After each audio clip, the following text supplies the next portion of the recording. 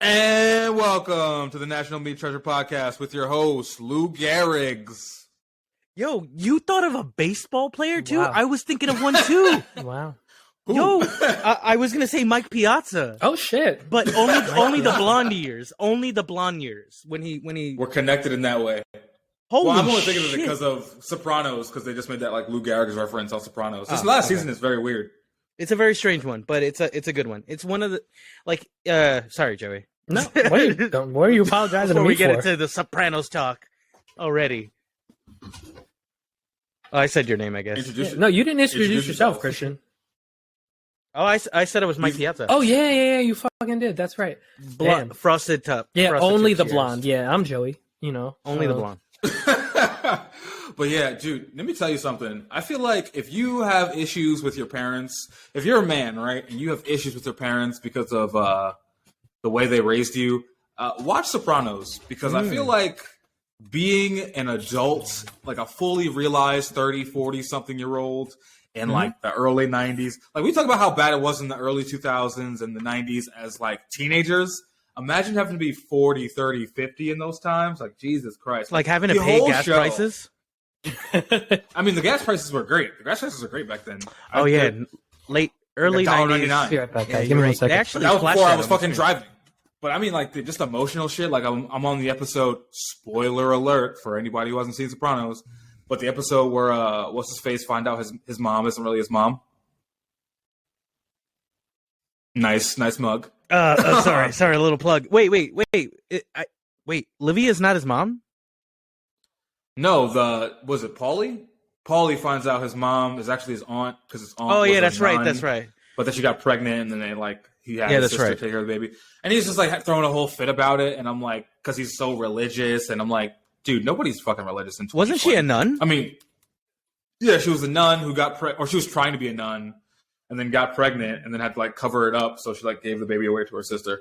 That makes sense. That does make sense. But then she was dying, so she confessed, "Hey, I'm your real mom." Which, by the way, also like, just for anybody, if you have like some weird secret you're living on about me, and you want to tell me when you're dying, just die. I don't care. Like that's weird. That's Listen. irresponsible. Like, stop giving me your burden. Like, that's your burden now. If I don't know, it's your burden. I very much love ignorance is bliss. Let I'm me gonna- be ignorant and blissful. I'm gonna say this is kind of like you just leaving your kids on red and then showing up at 25.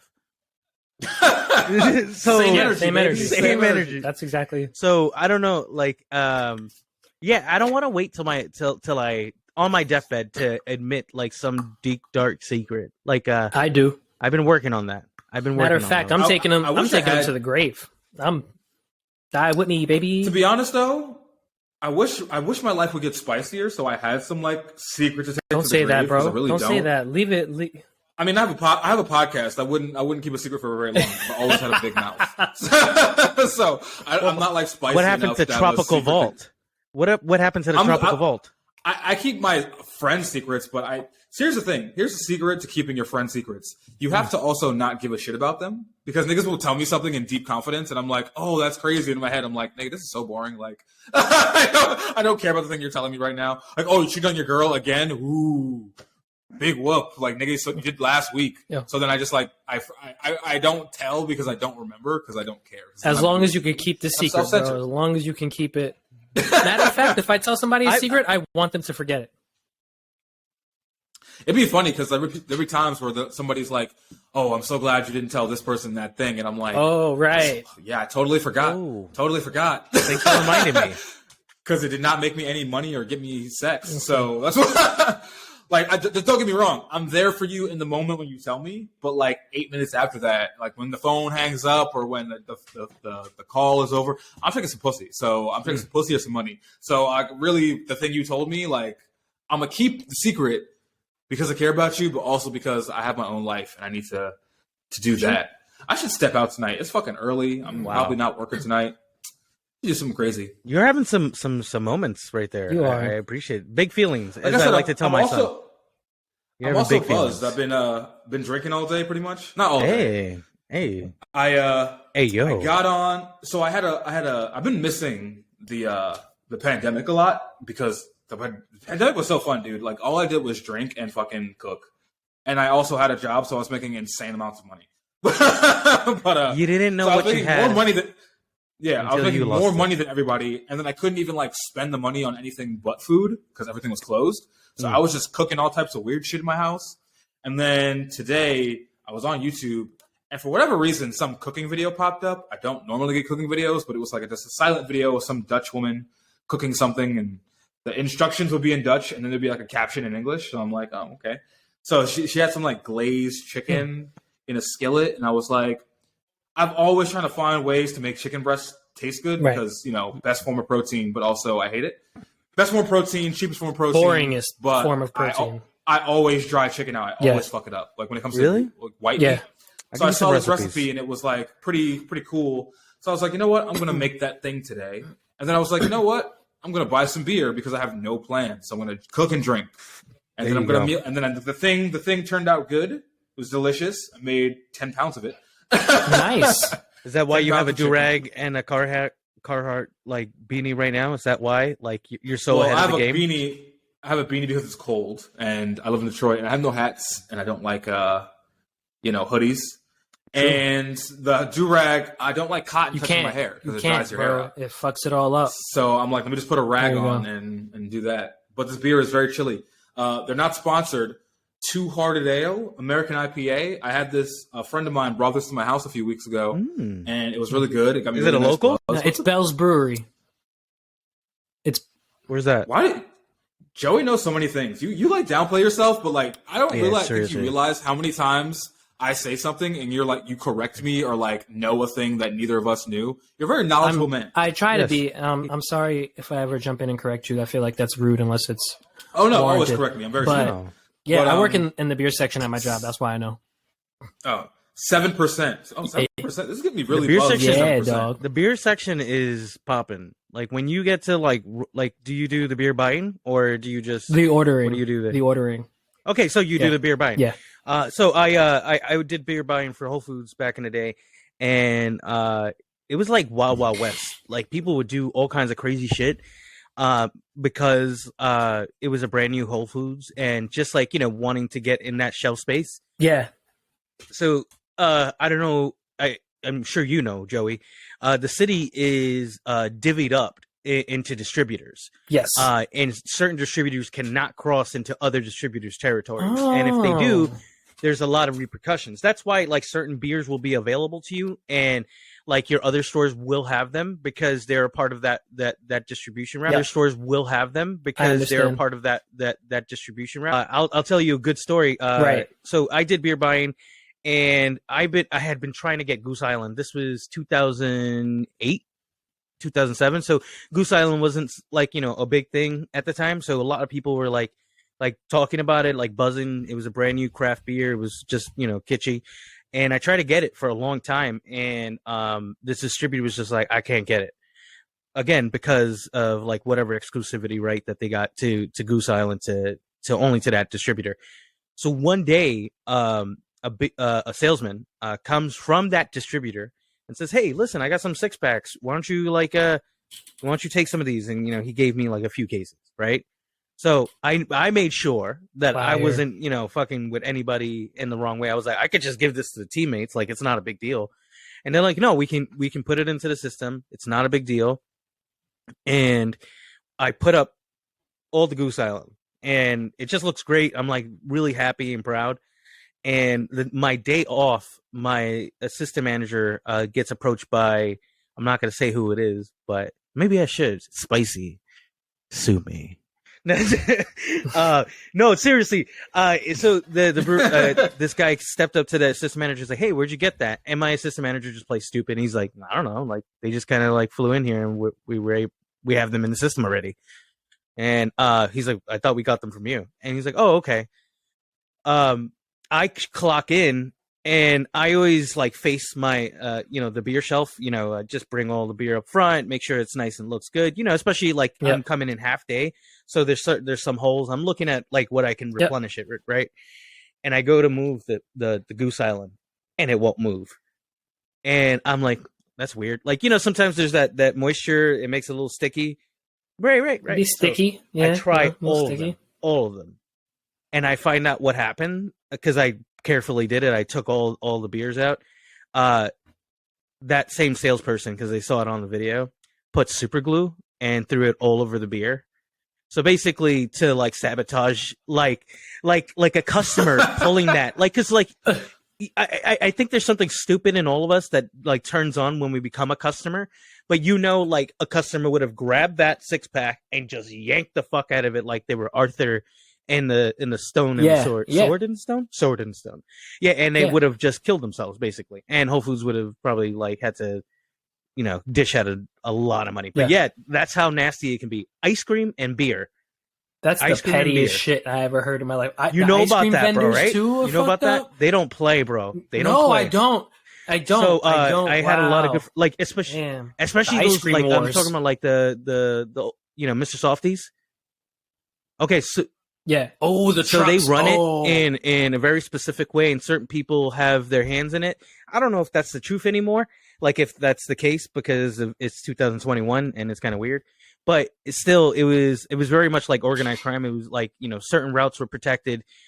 Certain routes were completely protected. Yeah. And if you ever went into somebody else's route, you would most likely have a few weapons pulled on you. And it was wild. Like, there was all kinds of dumb shit like that. Like, New York City is just so good. I would have loved that. You know why? Mr. Softy guy with a gun. The Thule. You know why that's very criminal organized crime? It's because it's owned by those same niggas. They're just like, I need to enforce something and have a so territory. People join up I'm gonna buy some ice cream trucks. They'll buy them all up, and it's a few people. If it's somebody like, an organized crime family, which it has happened. I'm not saying anything new, but it's like ice cream is super protected, and so is beer. More protected than alcohol. Yeah. Wow. The more you know. The more you know. Gotta dip my toes that's in like more organized real. crime. Like, no one ever thinks. Like, no one goes like, "Oh, ice cream." Like, do people get shot over ice cream? Definitely. That is not conflict free. There's like, you can't. Have you ever seen conflict free fucking ice cream? I don't think so. Like, they're like, where especially in the 5 boroughs. Could you imagine? Like, if you just one day stop seeing Halo Top in the stores because I just murdered the entire supply chain with my new vegan brand of ice cream. It doesn't have to be that deep. And I'm not even vegan. You can just have like a thing for a distributor and want to fuck them over, and at that, especially when I mean, you've probably seen this, Strep. Like, you worked in a similar, I guess, like, people were just like fucking each other up. And I kind of miss that. I wish we had that loyalty for business now. Like, I wish, like, oh yeah, and just like, like we all show up in our uniforms and jump somebody. I feel like that would be cool. But like, I get to clock out. And be like, like, I'm gonna go home. See you guys later. Yeah, that's. Yeah, dude. Every time somebody in Sopranos like kills somebody, like in unmasked, like, because they don't really do it in broad daylight most of the time, but like a lot of times they do, or they do it like dusk, and they like shoot somebody in the face, leave the gun there, take gloves off, and leave. And I'm just like, how like, just nobody saw that? Like, is it that easy? I'm sure. I wonder about that too, because might have been like, that easy in the 90s, even in that respect, like the way they make CSI and places and just walk away. Shows like that, where they're really investigating the crime scene. Like, in 2021, how do you do that? Do you not do that? Do we not have as much murderers? Is that like, I feel like we don't have as much murderers.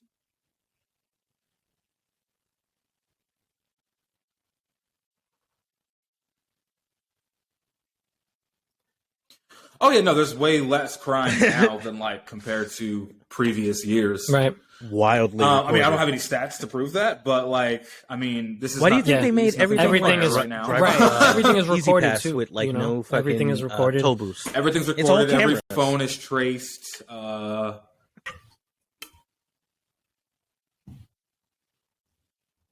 Dude, it'd be funny. Yeah. I always have the thought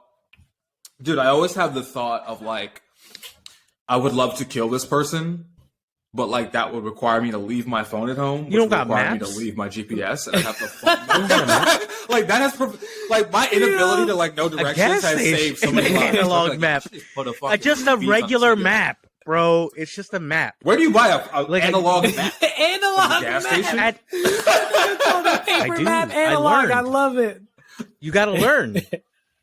Well, you want to know Yeah, something where do you buy a interesting map? about me Like, that and then know how to I read haven't a told map? you about? Yeah. I was a part of. You was a part of You took Outward cartography, Bound, nigga? and that's a group that they took inner city kids into Y'all tell me almost I'm like a fresh air knowledgeable. fund. This but nigga for knows teenagers. everything. Like basically one of the skills that I learned Like was Boy map Scouts? reading, and it stuck with me. I learned it at 16. I understand. Yeah.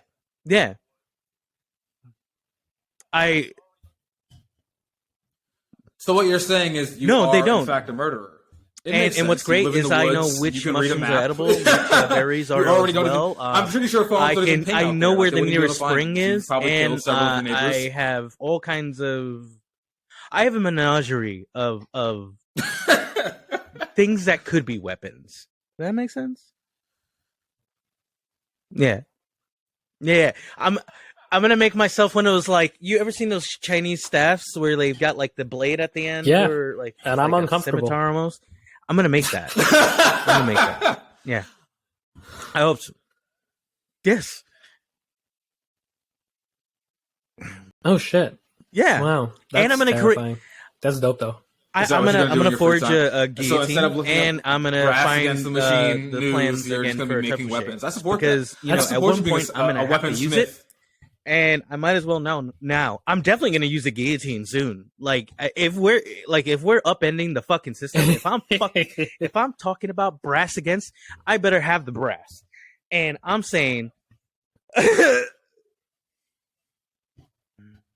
No, I have brass nuts. Wait, are they that malleable? See, I didn't know that. See, but definitely we're creating a guillotine, and I'm gonna plaster the National Meat Treasure logo just for a little more. You can get your limited edition trebuchet and guillotine made for your uprising at any point. Shipping is not included. Should I do it? I think I should do it. I think we need. Yeah, I gotta. What if we had a? Do you think can I? Okay. I gotta post some more stuff. You know what? Yes, Absolutely, dude. That would we'd be famous immediately. Yeah. How would that not go Yeah. viral? Like local podcasts. I'll make it. I'll give it casters, so I make sure that on the I can front move it lawn. It'd be on across your places front lawn. because that's bright. You know? It'd be on That's your real. property. That's real 'Cause thinking. where else are you right there. putting that? You want to hear a good story? Actually, I've told you guys I work with auto repair shops, and obviously we have territories throughout the country, and in the country was embroiled in quite a bit of heat protesting that kind of went into looting, and then it degraded as the night went on and whatnot. But what was hysterical about it is that we get one of the shops goes like, I'm actually in an active, like, people are breaking businesses down, like they're setting places on fire. I can't like talk to you guys, like right, like a normal person. And what happens is we see a picture that is of the shop the next morning through like some local publication. And there's a guillotine, like, in that person in their parking garage. So somebody put a guillotine on casters and brought it to them with through the protest, and I'm supporting that.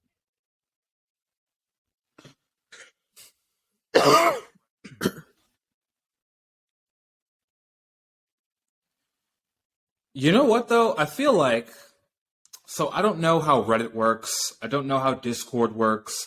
I don't know how Telegram works. But when I figure it out, I think I'm going to organize a mass looting. Because, like, why would you not? Like, just like any random day, like, June 21st, 2022 at 9:53 p.m., all of America should loot everything all at once. 9:53, you come up with your wire cutters.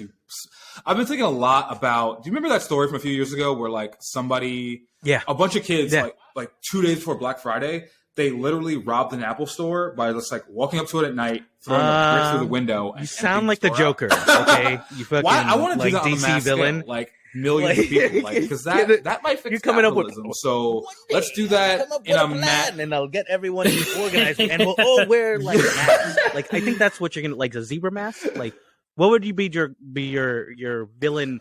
Not your I guess your, what do they call them, minions or hatchetmen?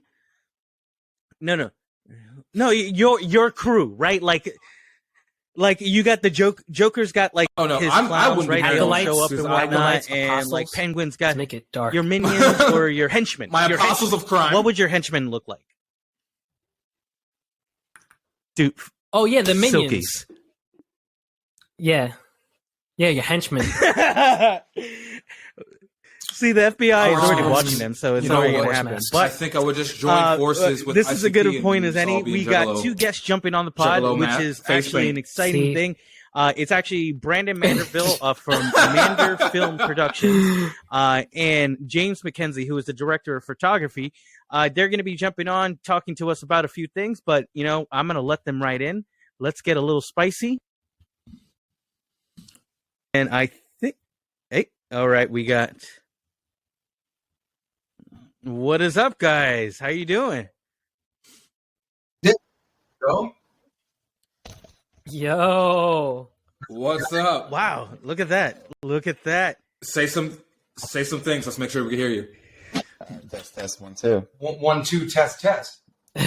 No. Beautiful. He's done. Coming in. He's done. We're already at a clear. good... Now introduce yourselves. Listen, tell the people what you are, what you do, what you're about. No. Go ahead.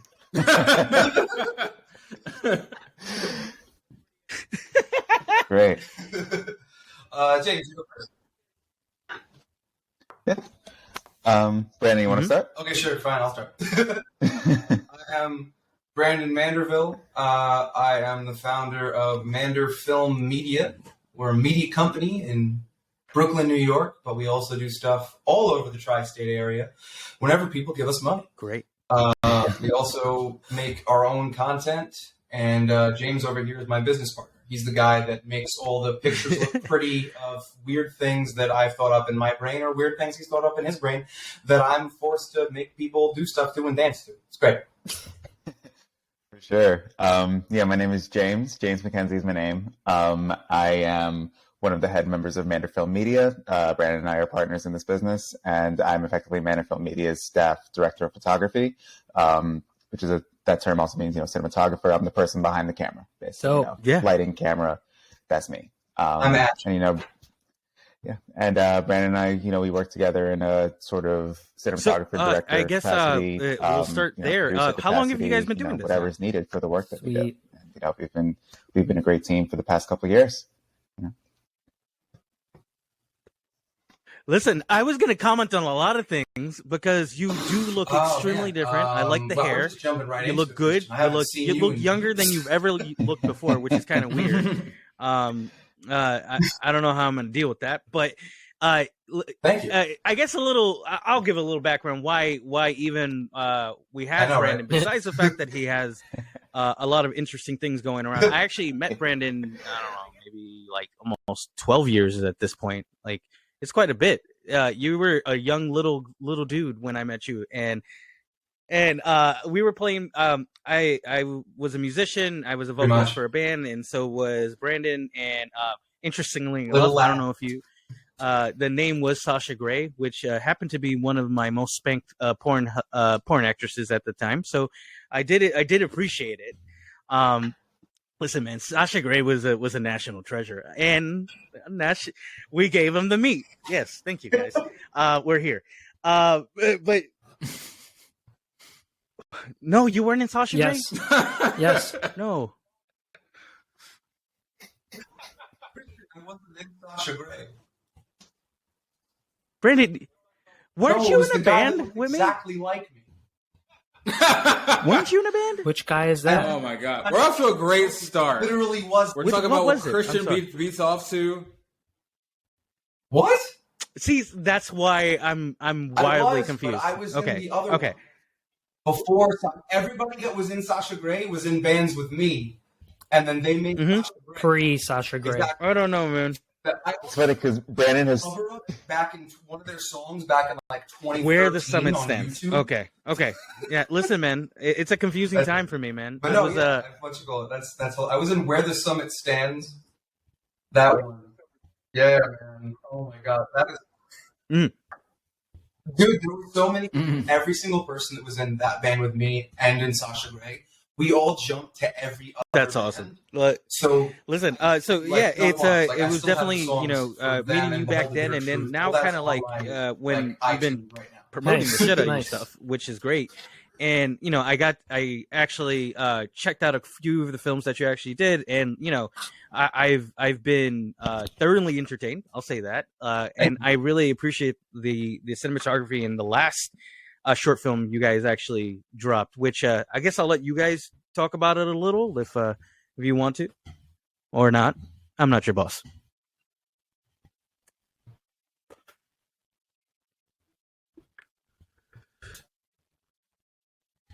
Don't think I'm down for it. I've been talking like Whoa. I feel too much, but that's How was that? I just got back from seeing Ghostbusters You liked Afterlife it? with my dad, my cousin, and his little kid. Very good. So it was what? How was it?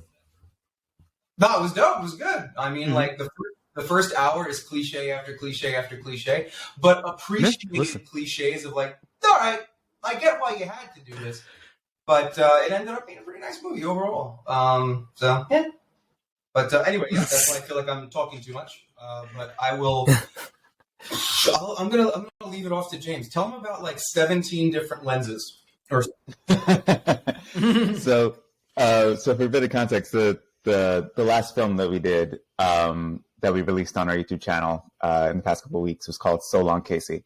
It was something that was written and directed by Brandon, and it was a short micro narrative, basically about two friends who are processing the grief of having lost their best friend. And they're processing the grief in two different ways. And it's about just sort of the way that it manifests for the both of them, and how, and the ways that we process grief as guilt or blame, and many just sort of other things like that. And that was a really fun project to shoot because we were filming it in Brandon and Emily's new apartment space, which we're in the process of fitting to be a bit of a, not only an apartment space, also a bit of a studio space for us as well. So this was our sort of first foray into treating it as that.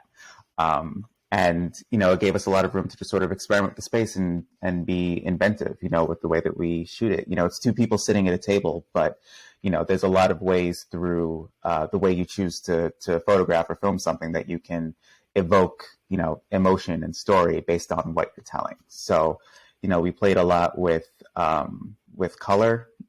We played a lot with, using just sort of cooler tones to bring out mood, a lot with shadow as well. We did a lot to just sort of to bring up just sort of shadows in order to just get it to feel a bit sort of moody and reflect the sort of darkness of the soul that we were reflecting. And then we actually, on the topic of color, towards the middle to the end, we actually played a little bit with having a bit more extreme color. And that was a decision that that Brandon had, because he wanted to do something that was a bit sort of more heightened reality when we were thinking about the person who had passed away. And it was something that he had to kind of sell me on a little bit, because I was like, this story, it feels a bit more sort of based in just sort of cold reality. Do we really want to do something that could take us out of that? And I think so. He pushed. He was like, it looks great. This color choice. No, I work, really to did enjoy it, and I got to refresh myself today to kind of really to see it again. And there was I noticed that that it had those cooler tones, and that was it's really cool to kind of hear like the thought process and hear that you kind of push for that, Brandon. But so I guess tell me how did Mander Media kind of come together?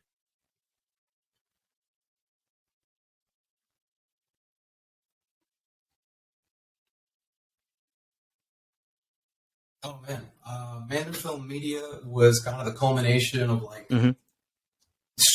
Oh God! Like you just watched a sad movie, and I'm going to be really sad right now. So, like, I was getting my degree in teaching at Brooklyn College, and I was in my last semester of getting that degree, and I was like, I am gonna kill myself if I keep fucking doing this. I do not. I can't teach kids under Betsy DeVos, and I don't have I personally didn't feel that I had the wherewithal to be able to change anything about that system from within. And that was like the catalyst for me. So I left. I switched out on my last semester. I said, you know what? I will use whatever clout I get with whatever else I do to push for better education in this country, because I can somehow maybe do something from the outside with whatever I get. So instead, I got an English degree. Huh? Great. But I switched off. I met the love of my life, Emily, and we were together since then. Literally, I switched next semester. She was teaching the writer's circle as an intern, as like the, what is it? I don't know exactly what the term was, James, maybe you know, but it's like the head intern, whatever, but she was in her last year too. She was heading this writer's room thing. I met her. We ended up just hit it off going, we both want to make movies. Okay. We both want to do stuff. She's a fantastic actress. She's like classically trained theater, all that stuff. She stars in the film that we were just talking about, by the way. She's one of the two leads. Yeah. And so we just said, let's just make a bunch of movies together and let's try and do that. So we worked really hard to make enough money to make one movie. And what had happened was I had a dream with her. I had a dream with my friend Alex, who I think you guys maybe met once at a show, like literally 10 years ago. But me and him, we wanted to make films since we were in high school, but we never got to. And we just like never really pushed ourselves to fucking do anything.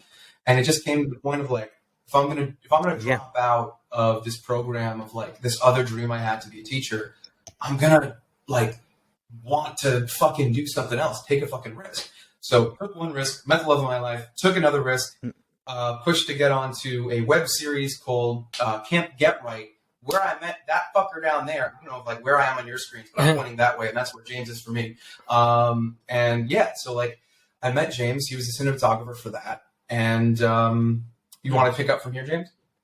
Yeah, I mean, I remember Camp Get Right was something that we shot upstate. We were all on location for about 2 weeks. I think it was about 2 weeks. Yeah. We were on the grounds of French Woods Performing Arts Camp, and we were staying in like the dorms that are up there. And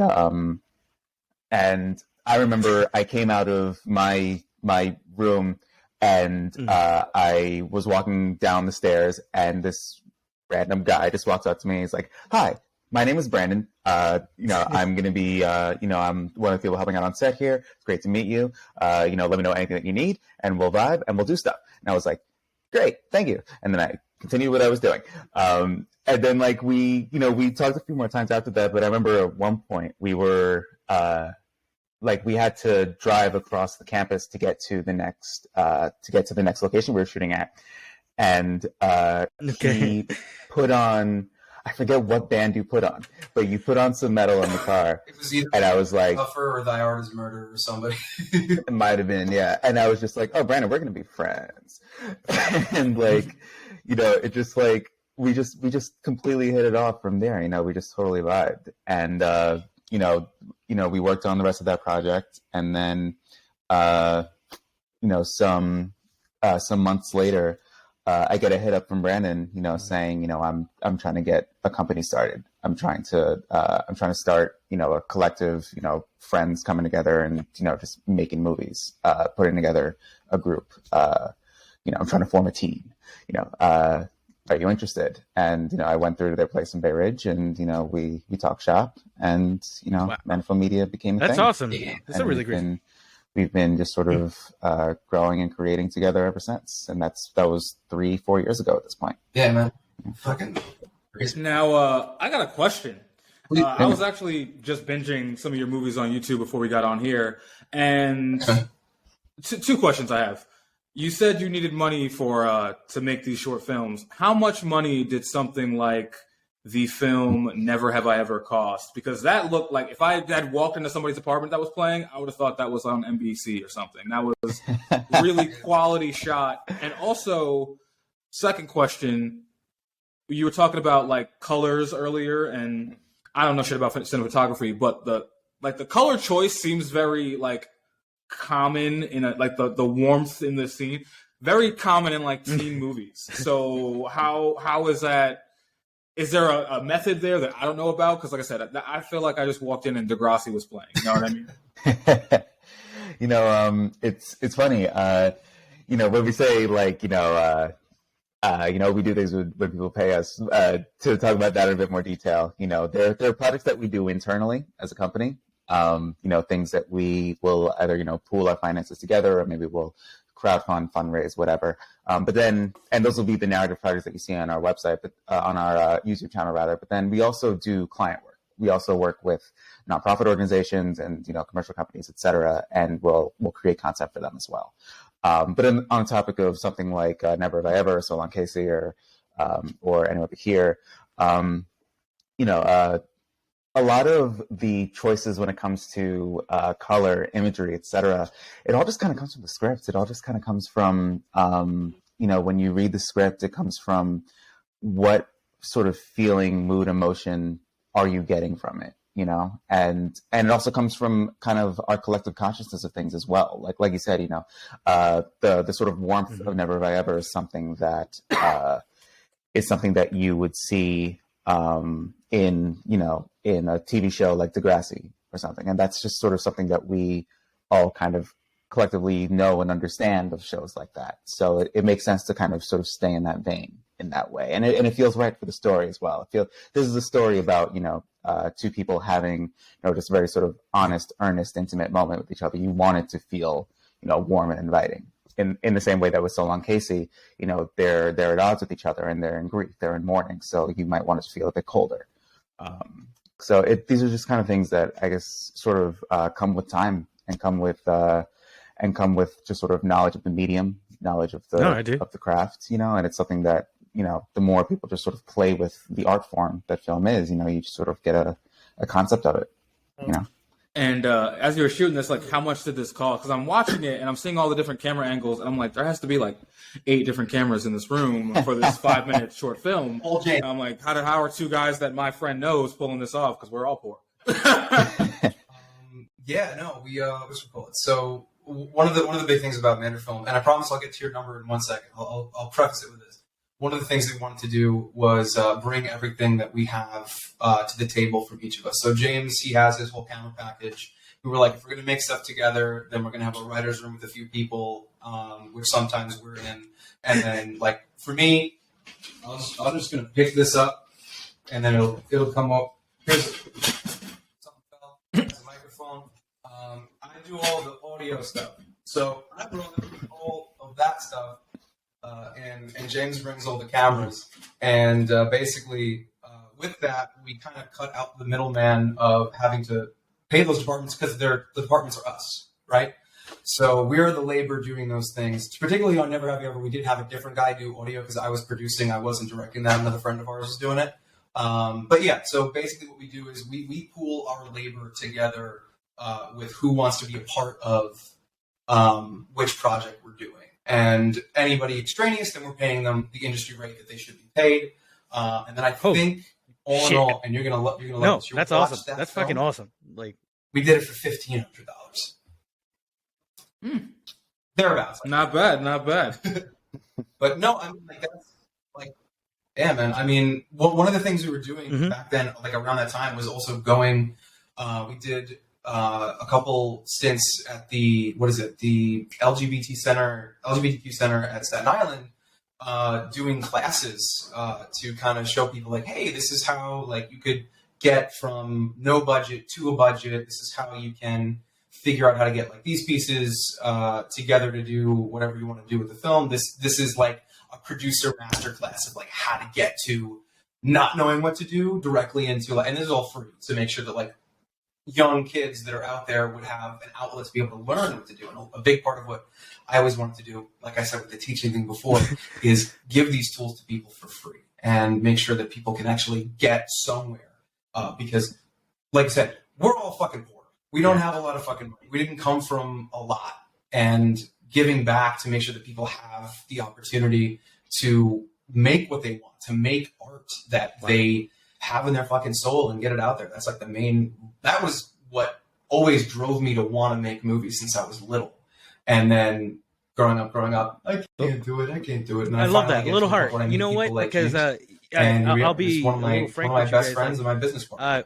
I looked to you, Brandon, because I saw what you're doing. I was like initially impressed because like not everyone has the wherewithal to slap their name on something, right? Like anything, and then you go further and you're both producing something that I mean it when I say like I was actually entertained, and I really did appreciate the art that was being displayed, and hearing the fact that there's like a community like give back in this whole thing makes me really proud to have you guys on, because like that is something that I've always known you for personally, because you know, we're kind of on the same wavelength for a lot of things and the way we think, and you know, not it's not common in that respect, but you know, so shout out to you, my bro. But definitely I also did that because part of the kind of guests that we're looking for, and they've been kind of all different, you know, at this point, it's for us to find people that are finding their own niche and kind of diving into it and going, you know, head first, and not being kind of being terrified by it, but definitely absolutely reaping all the benefits as well. Because you guys did Never Have I Ever win an award? Did I see that somewhere? Or were you guys nominated? Oh, wow. Yes, the actor did win an award of something. That's fantastic. Canada? You know, again, it's just kind of harkening to the fact that like we're three guys that you know, have our own vision and what we want to accomplish. So, you know, finding people like yourselves who are kind of in a different stage and kind of at the stage that you guys are on, I'm proud of you. I'm happy for you. I'm rooting for you, bro. I hope that.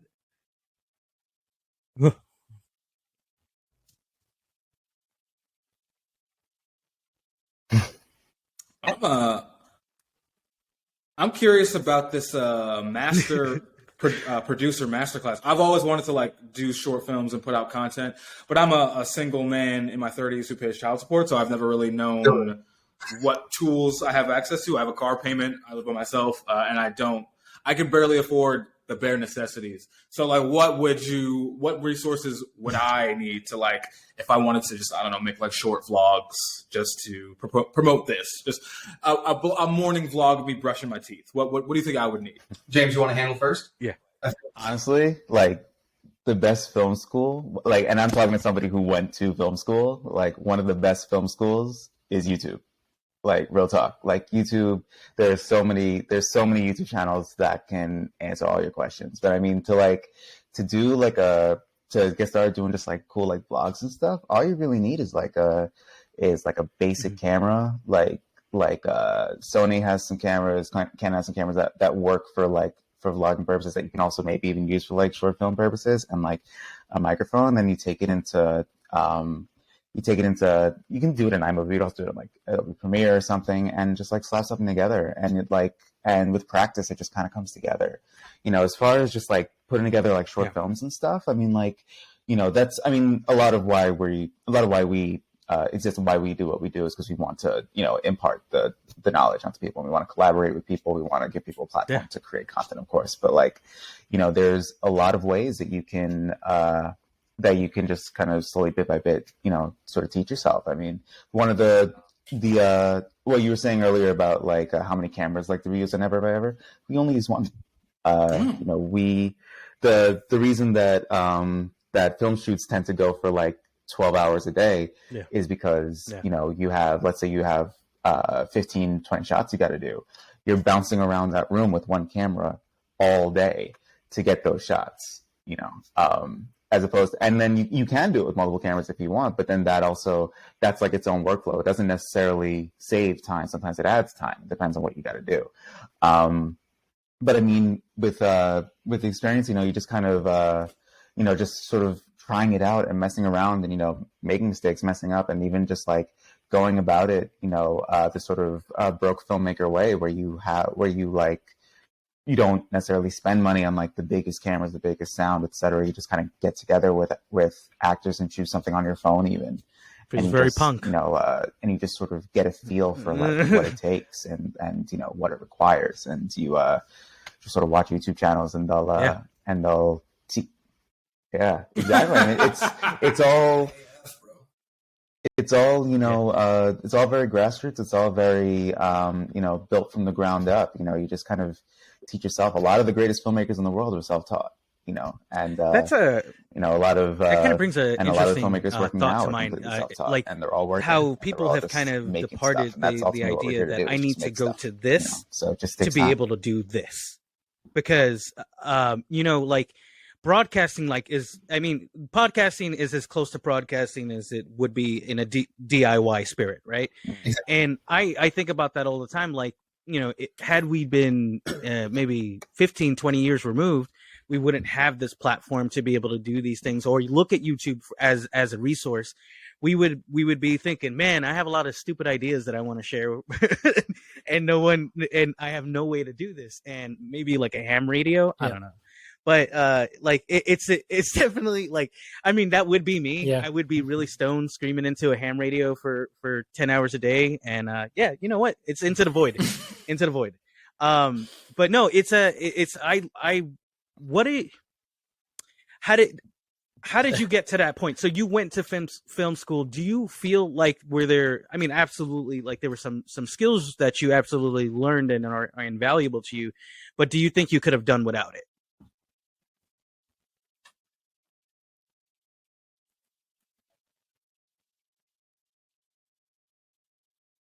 Yeah, of course. It's funny. The best thing that I got out of film school, I think, were the connections that I made. I met a bunch of really dope people. I met other students, professors, colleagues who were able to put me on the stuff. Something that we did in film school was, every student has to shoot a thesis film to graduate. Has to basically direct a short film to graduate. And that's going to be a big undertaking, and that requires, collaboration with other people, because you need to have a cinematographer, you need to have a production designer, you need to have actors, you need to have a sound person, you need to have people, and it makes sense to just have the other people in the film department do those things for you. So if you're on a thesis film every weekend, shooting somebody else's thesis film, you're getting that experience. So film school just gave me a way to get on, to just get on projects and meet people and do things. Absolutely. But you can still do those things if you're not in film school. It's like, it was an avenue for me to achieve that, but it's not the only avenue. And that's kind of, and that's something that's interesting about, as you were talking about, as education, as time goes on and technology decentralized. develops, it's absolutely, and digital it's not filmmaking in one especially place has done that this. you can It's only really get. democratized. Because I consider that as a the parent, format. like it's made it so that I'm a parent to a kid that I pretty much suspect has ADHD, just the way he's able to process information. Yeah, so I do as well. So I can recognize those patterns and I can get ahead of them. But I also think to my education and that kind of state sponsored education kind of stuff. When you go to New York City public school and it's or if it's a magnet school, if it's not a magnet school, if it's not getting funding, there's a lot of things that are missed and or in it unavailable. And I think everyone that has been a part of the boroughs at that very base level can understand that. But especially when you get to the university level and you're going to all these kind of continue education learning centers, and you have guys like Kevin Smith who dropped out of film school, and whether you love his stuff anymore or you don't, he's an incredibly influential director and has made so much just by making almost a career of saying I'm a dropout, because I want to encourage somebody to think a little bit out of it. Yeah. Listen, that's the next route. We've been talking about movies the entire time. We're actually trying to figure out what was the movie with The Rock that we wanted to do. Yes, a musical with The Rock would win. immediately. Yeah. Oh, I thought you were going to talk about Immortal Techniques. Oh, yeah. We know that he can sing now because he was. Everyone did. He was in Moana. We know he can sing. It's one of the. I don't know. Oh my God! I saw a TikTok that said, "This is what 40." It's about drive. It's about drive. This is what 40-year-old men that work out at the gym think we listen to. We listen to. So I like that's a very like. Listen, The Rock. We're not making fun of you. Please, we want you to work with us On steroids, listen to it at the gym, yes. You don't make fun of Dwayne. No slander. No slander. I'm making fun of you, The Rock. Yes, I am. I'm making fun of you, Dwayne. I have no idea. I think I could. Show on NBC. Anyone? Oh, come what on, NBC? guys. That should have been like a whole bunch of laughs. Wait, what show? What'd you say? Oh, Young. It was Yeah, the not show bad. on I thought it was NBC great. was terrible. I thought it had its It's called moments. 30 Rock. Ah, 30 Rock. See, Yeah. you No, not again. 30. The Rock slander will not be appreciated on this podcast. 30 you Rock are is out. fire. No. I'm down to see that sex tape. I want. I feel like The Rock wants to be slandered. I feel like he exists only to be slandered, so it's fine. He's talking wild spicy about a dude who's 400 pounds of solid muscle, bro. That's all I'm saying. I would love. This is my I would friend love to Justin. I've see beaten up bigger. your ass get whooped I've by The beaten up Rock. bigger. This is my friend Like, Justin. The Rock can't. He can act. He can't fight. Yes, Everybody got weak knees. absolutely. I have seen him fight. Yeah, and I'm not impressed. I'm definitely First of all, impressed wait, by The we've been Rock. friends for this long. Like You're gonna literally, tell me I'm like my you ass are whooped? not an Have you seen The action Rock hero. fight? No, you've seen me Like fight. unless you. I'm putting.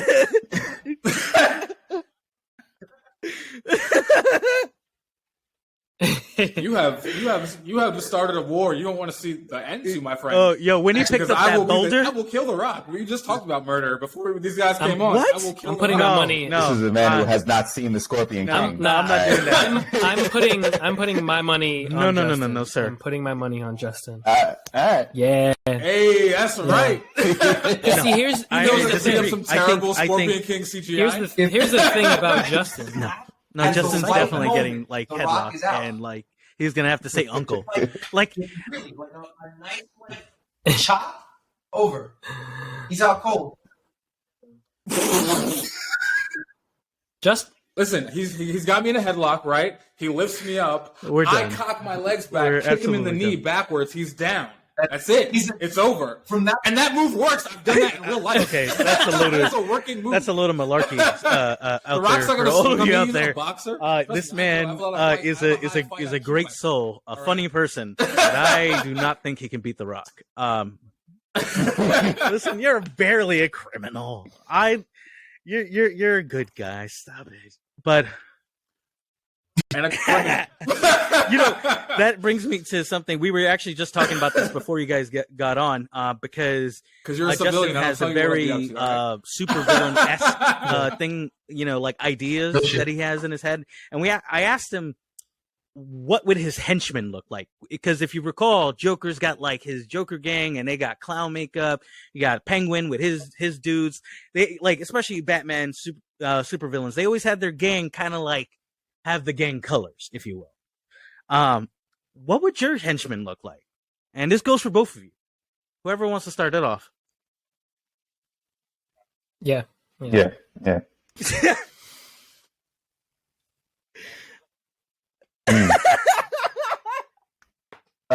Full on goth would be required. Like everybody's got to come through. Like they You answered that really fast. because his You've thought of this Yeah. before. All right. absolutely because real talk. If I'm living my life as a supervillain, that means that I'm living my life the way that I always envisioned it.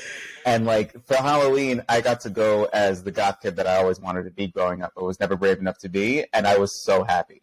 So I'm gonna impose this on my entire team. Yeah. So like, because I mean, think about it. Yeah. The Joker and his That's a gang, part of the they job.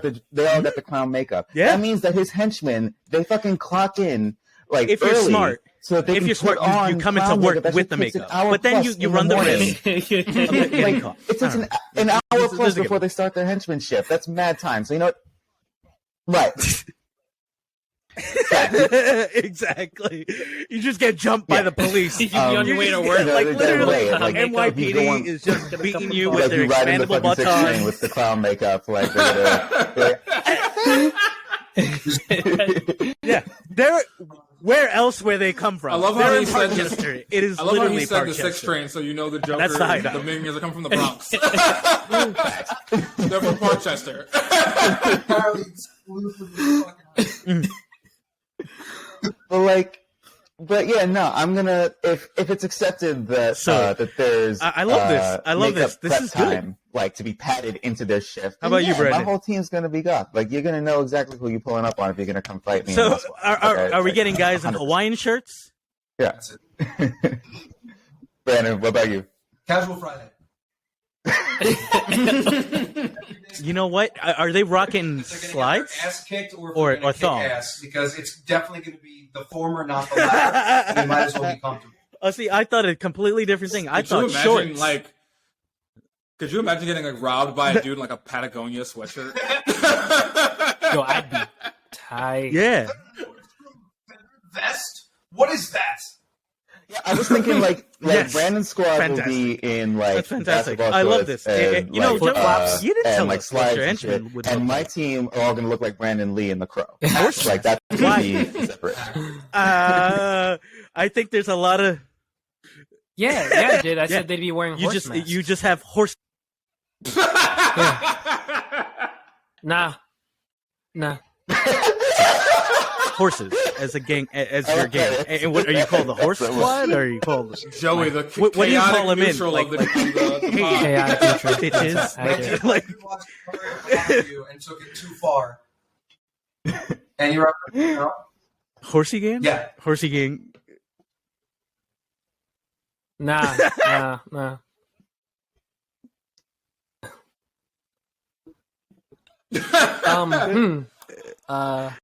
I don't know what you I'm call a horse. Let's see, stupid, horse and I gang. saw the opportunity for EQ. I call them For all EQ, bullseye, like they are collectively equestrian bullseye. crew. So I'm like, You know, bullseye. that's where my brain Fuck went. over Equestrian here. crew. The Yeah, equestrian. you know, he's you know a what? producer. Yeah, we'll do. You don't know we'll about do Joey. EC. So- equestrians. No, I got it.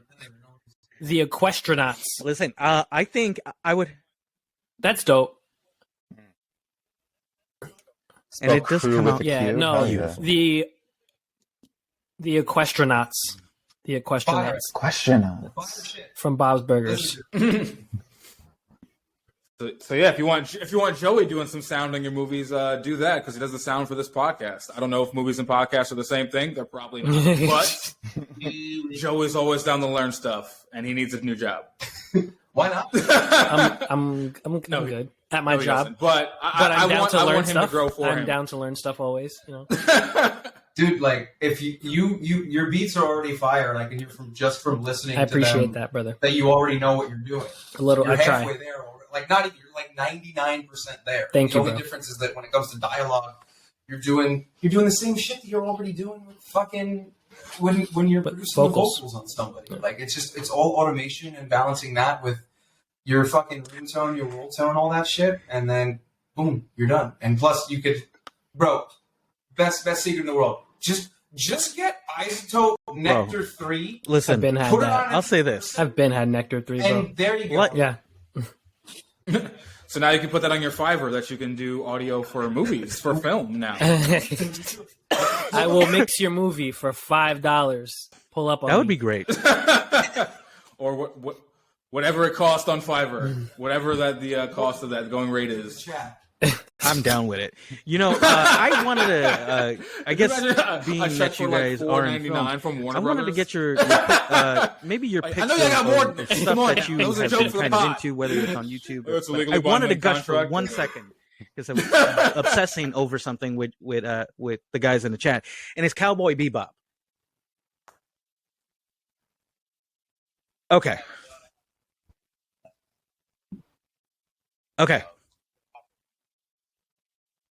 Okay. I know what it is. I know it. No. I haven't started the live action yet. My girl and I have to finish the animated. Okay. We're halfway through it, But once we're done with the animator, we're gonna jump right So into live action. I'm not going to spoil it for anybody because it just did come out. But I am going to encourage fell you. in love with that So second if you teaser they had, where even they if you kept, don't like, end up liking the medium, transitioning from one my spot wife to like the is next not spot, into anime at all. loved it. Action isn't so really good. And I was like, if the this is what thing the that show she's is like, I'm after. going to be in love with it. But Yeah. the storyline, like, literally drew her in, and then she saw the cinematography. The shots that they did are that they do are so strange and feel. Yes, yeah, it's a space opera, space western with Tarantino-esque techniques. Like, it's awesome. It's very quick. It's very Tarantino-esque for some reason.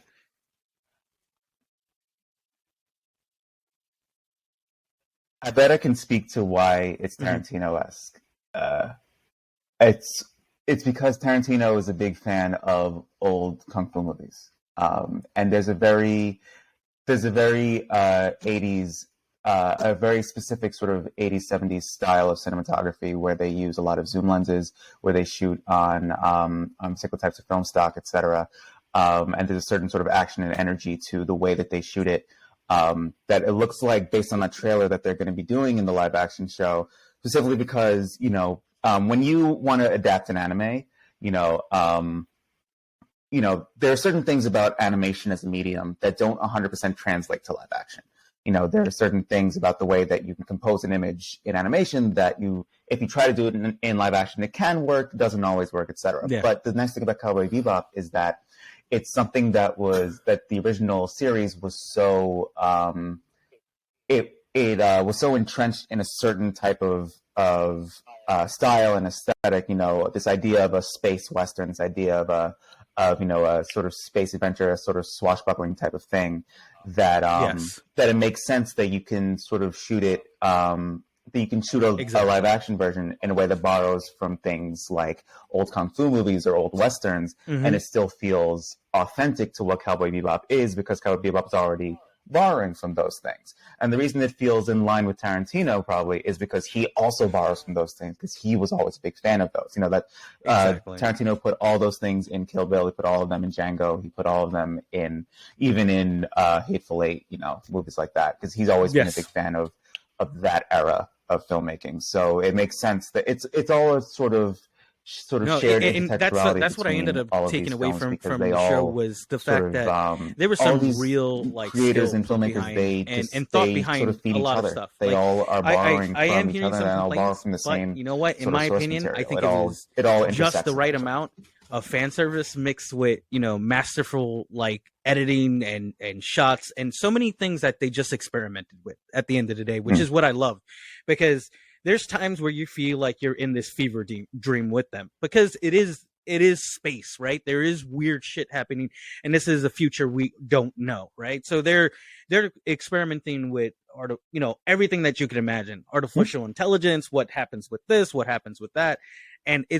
I ended up finishing it in a day and a half. So it was absolutely just awesome, and the fact that we get the character development continued, and they didn't just put this in a movie and squashed it together and hoped that it would work.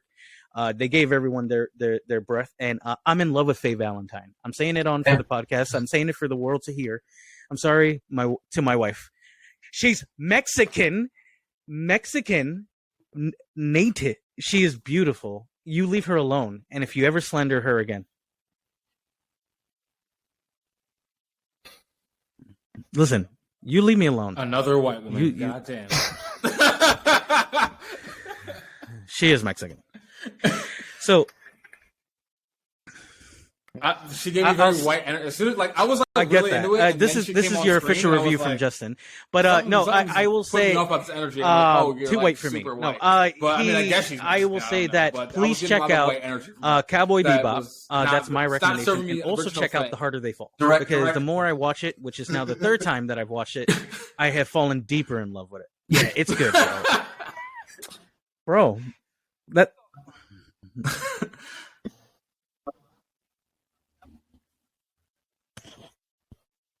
Yes. Wow. God damn. You got some time in your hands, boy. I didn't even get around to it once. But I'm still on Sopranos, though. So I'm on Sopranos. I'm on Hellsing Ultimate and how the fuck do you say that shit? Kakaguri? That anime with the Kakaguri gambling? is so good, dude. We just finished Kakaguri XX. That show is great. Love it. Are you watching the live action or are you watching the anime? The anime. I was going to tell my kid to watch it because she likes schoolgirl anime, and then I saw the first 5 minutes, and I was like, this is not for my daughter. So, No. this is weirdly sexual for a high school anime. Surprise. Yeah.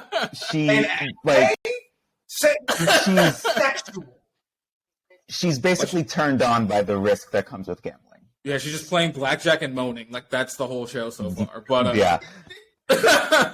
But that's such a great show. I love Kakaguri. It's like she it's basically I watch that show and I wonder do any of the this is a school where all these kids gamble with each other and they spend all their time gambling with each other and they set up a whole sort of insular society built around gambling. Do these kids ever go to class? And I spent it gambling. They don't do anything. I spent it gambling, just playing CeeLo in the hallway and pay each other huge amounts of money or in their defense, as a New Yorker, we're all New Yorkers here. How much of your actual life is going to high school? 'Cause I cut high school a lot. And even when I was there, I was barely there mentally. Oh. Even if I was in the school, I was at lunch 4 times a day. So there was also gambling there. So I think that's a pretty normal thing to just not be checked in social studies. I was too broke to be gambling in high school. I wasn't gambling, but I was watching. See, that's an effective way to pay for your bets. Better than Earth Science. Fries are delicious because I fell for the cracks. I mean, My fries. really, I'd rather that. I'd rather fries because you know what? They're crispy. Have fries. Your money isn't. I can't eat it. We can't figure this out. The exchange rate is ridiculous. I want to hear you guys just spill out two recommendations. We'll sign off. We'll say goodbye. We'll give your goodbyes. But I'll throw it to Joey. What are some things you have watched? Maybe you listen to. Fries are crispy. What are you doing? Money isn't. I'm gonna tattoo that on my ribs now.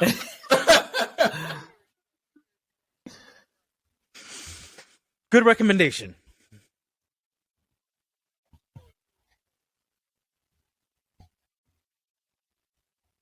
Let's see. Lately, I've just been watching financial videos on YouTube.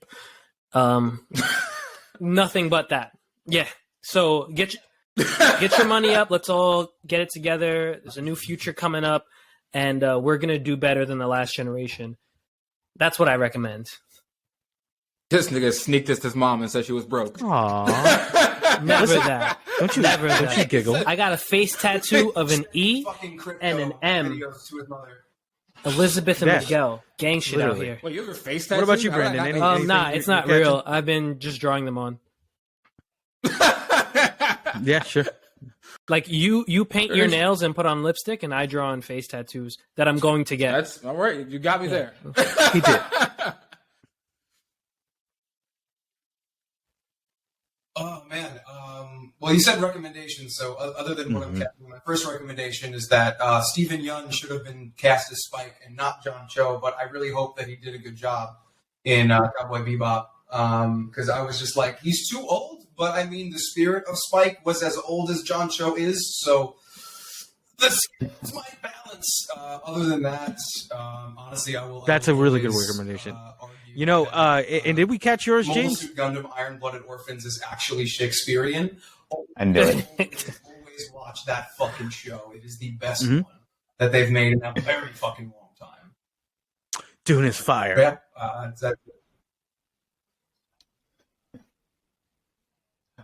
So my 2 recommendations. If I were to recommend a movie right now, 100,000 trillion% is Dune. I love Dune. Dune was so fucking great. I watched Dune. I watched the 1984 version that David Lynch directed, and was not crazy about it. I enjoy David Lynch as a director very much, but that version of the story I felt was not the best way to tell it. It felt a bit it felt rushed, it felt truncated, and it didn't seem to do much sort of service to the world that needed to be built. Denis Villeneuve, who directed the new one, is one of my favorite directors in the world, and this movie cemented him as that because he did a fantastic job. The world building, the performances, not a single weak link in the cast. The imagery, everything about it is just perfection. If there's anything I would complain about, is that I feel like it's not the whole story. It's not the whole book. It's like half of the book. And I feel like it ends kind of in the wrong place, but there's going to be another movie. So once the second movie comes out, I'm sure it'll be fine. But like for what we get in this film, it is a masterpiece. And then my second recommendation would be something that my girl and I have been watching on YouTube. I don't want to say too much about it because it's a playthrough of a game that I want to play with you, Brandon, at some point. It's this game called I'm on Observation Duty. And it's basically, and when I tell you about it, you're going to be like, that sounds whack, but I promise you it's so much fun. Basically, you're watching security cameras of this house at night, overnight, just to make sure that like nothing happens in the house, and you have to like look out for things that might have changed, like if something moves or something disappeared. And as Jalen was talking about. Yeah. Okay. Yeah. So she did tell you. Cool. And as the night goes on, shit just gets weirder and it gets more intense. Yeah. I'm Googling. You guys don't have kids, do you? No. Are you familiar with Five Nights at Freddy's? Oh yeah. It's in the same vein as Five Nights at Freddy's, but rather than my kid and her uncles, my baby mom's like brothers and sisters they were obsessed with that game for like years.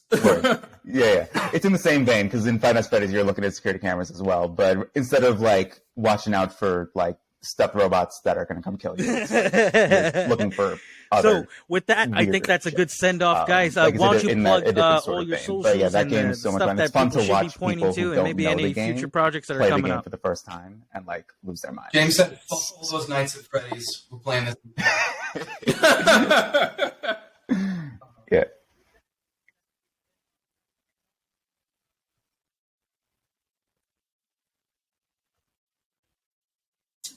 Sure. Check us out on at Mander Film Media, ManderFilmMedia, Mander Film Media, Instagram, Facebook, Twitter. Nothing else because I don't like other social media, but we like to connect with people. We're also on YouTube. That's where you can find all of our content. We have a bunch of movies that are already out of varying genres. We even say the genre in the title, so you can check it out and go, I want that, or I don't. You know what that means, Joey? We need to get them to shoot a music video for us. At the end of this month, National Meat Treasure and music then we video. are doing another music video for Friend Boston Wayne, and Justin, that's rap. going to be coming out. Go ahead, rap. December 31st. Nice. Yeah. That's why we're here. That's what we do. I already got the beat, bro. I already know what it is. I need to get my shit done musically so I can call on you to do beats with me. Yeah. Because I've been cooking and leaving shit on the floor because we've been doing these music videos and these movies, and I've been saying to James, I need to get. Well, this has been the music. National Meat Treasure. I want you guys to remember to thank check you. us out every Thank you. Tuesdays and Thursdays. We call on will Jody be dropping Benson on and an shit. episode. This one will be airing on Thursday. I see you a couple by the time times you see it, a it will month be too, so you know where to find me, dog. So that's going to be weird. Happy Thanksgiving to everyone out there. Jay, you send us off, my brother. I love you.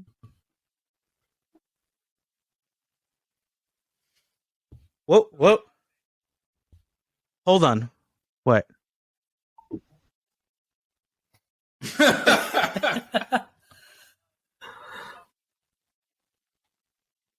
All right, we've been the National Meat Treasure. Follow me on Instagram and TikTok at thin.cruel.lit. Wait, Justin, hold up.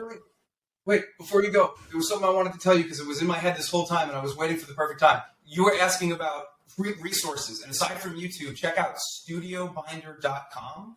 Their blog has a ton of stuff that could actually teach you how to go from like not knowing anything about film or not knowing where to go with it to learning how to be an AD, learning the basics of editing, learning the basics of production. All that shit's on there, and it always gives you a free version where you can have at least one project, so you can start learning how to make it from there. Thank you. We actually use Studio. That's fire. No, that's awesome. Any money for this, but I love their program. We're going to be putting that in the pay for it episode to be able descriptions to as well. make all the So stuff that don't we worry, do, guys. We're and going to make sure you that guys the have clients that as do well. for our own shit. So Jay, I said before, we and I wanted stopped to you make sure at your that, you your also scroll, have that but resource go too. for it, My bro. bad for interrupting. Sorry. Beautiful. I appreciate it very much. I already got a tab open right now. Hell yeah. Same.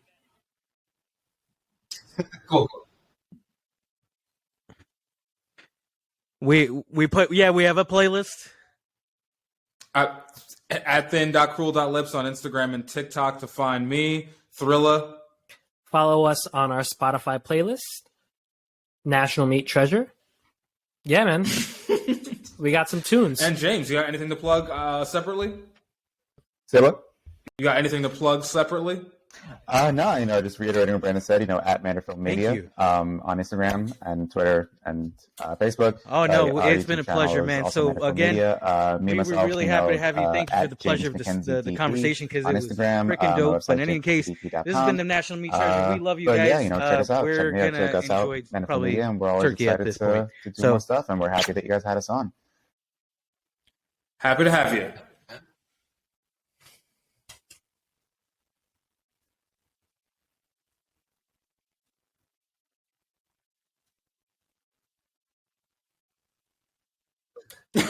Yes. Later. Good to see you guys.